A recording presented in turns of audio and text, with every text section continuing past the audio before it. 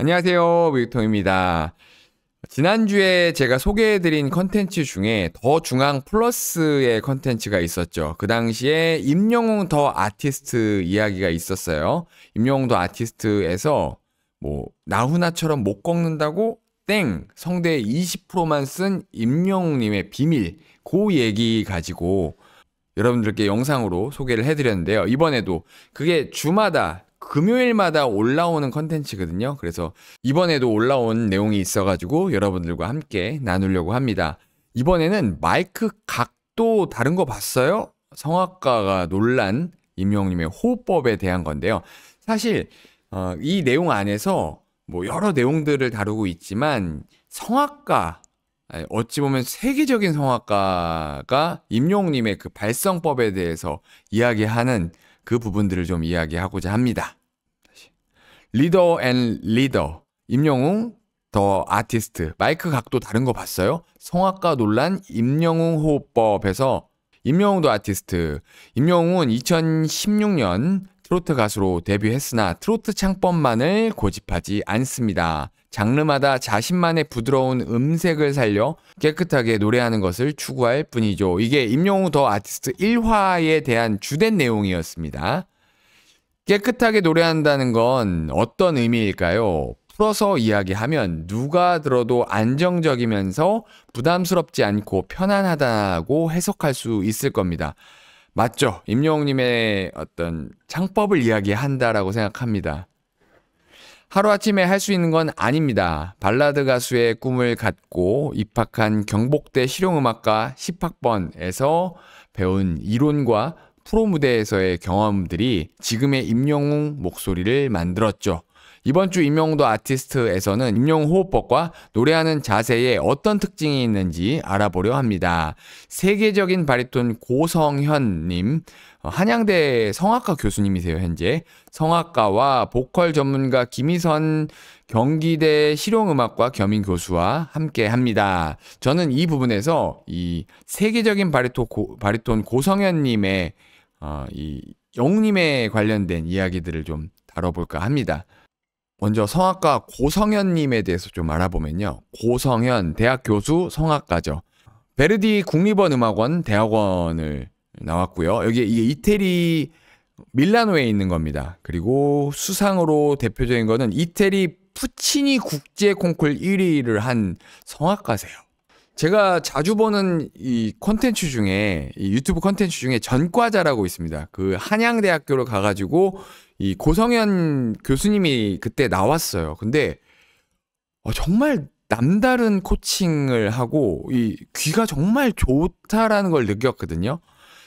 성악가, 이 유명한 아티스트들, 이 유명한 보컬리스트라거나 성악가라거나 보컬 코치 하시는 분들이 정말 중요한 게 노래를 잘하는 것도 정말 중요하지만 귀가 정말 좋아야 됩니다. 귀가 상당히 좋아야 내가 어떤 소리를 내고 있고 또 다른 사람들이 어떤 소리를 내고 있는지를 알아야 그것을 적용할 수 있는 거거든요.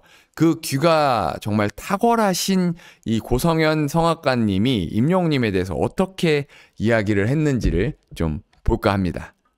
제가 말씀드린 대로 여기 있는 컨텐츠 더 중앙 플러스의 컨텐츠를 전부 보여드리면 저작권법에도 위배되는 거고요. 제가 이 내용을 가지고 2차 컨텐츠를 만드는 겁니다. 고성현 성악가는 노련한 마이크를 사용하는 임영웅의 모습에 주목했습니다. 똑같이 입에 가까이 대고 있는 것 같아도 음역대 혹은 발음과 발성에 따라 마이크 각도가 다릅니다. 임영웅이 한 가지 발성만 사용하는 것이 아니라 흉성과 비성을 적절히 섞어가며 노래하고 있음을 느낄 수 있는 부분이죠. 이 임영웅님이 성대가 여러 개다라는 그런 이야기를 뒷받침해주는 그런 자료가 되지 않을까요? 예, 저희가 우스갯소리로 성대가 여러 개고 그 성대를 갈아 낀다. 발라드 성대 끼고 락 성대 끼고 힙합 성대 꼈다가 또 트로트 성대 꼈다가 이런 얘기들을 저희가 우스갯소리로 했잖아요. 그게 사실이란 이야기죠. 흉성과 비성을 적절히 섞어가면서 한 가지 발성만 사용하는 게 아니라는 이야기입니다. 혹자는 코로 소리를 내는 비성이 노래에 방해가 된다면 코창력, 코의 가창력이라는 말로 낮춰 부르기도 하는데 고성현 성악가는 비성과 코창력은 전혀 다르다고 설명합니다. 요 분이 고성현 성악가님이십니다. 코에 바람이 갇히듯 울리는 소리만 나온다면 지금처럼 임영웅의 노래가 듣기 편안하진 않았을 겁니다. 몸의 구조기관을 이해할 때 나오는 공명을 이용한 비성은 성악에서도 활용합니다. 실제로 몸의 구조를 이해하면서 이쪽 공명을 계속 사용한다라는 이야기인 거죠. 임영웅의 또 다른 장점은 타고난 미성입니다. 임영웅님이 미성이라는 거예요. 이 고성현 성악가님이 판단하시기엔 임영웅님의 목소리는 굉장히 미성이라고 합니다. 미성이란 테너나 하이바리톤까지 다소 높은 음역대의 목소리를 말하는데 임영웅님은 하이바리톤으로 분류를 한다라고 판단이 됩니다. 대중음악 쪽에서는 맑고 힘있는 고음역대의 소리라고 통칭합니다. 미성을 가진 보컬은 저음역대 보컬에 비해 비교적 다양한 장르에 도전할 수 있습니다. 제대로 성악 발성을 배운다면 안드레아 보첼리, 진짜 세계적인 파페라 가수죠.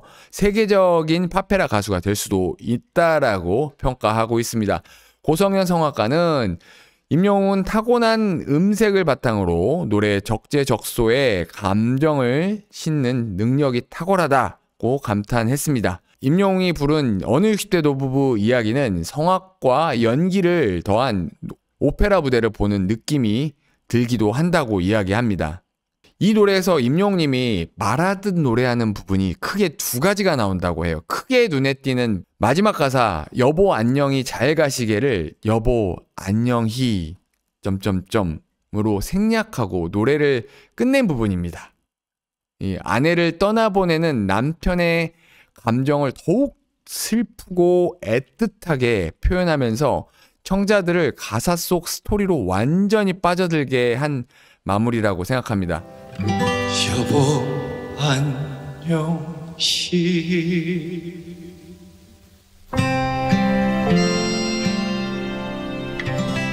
그렇죠.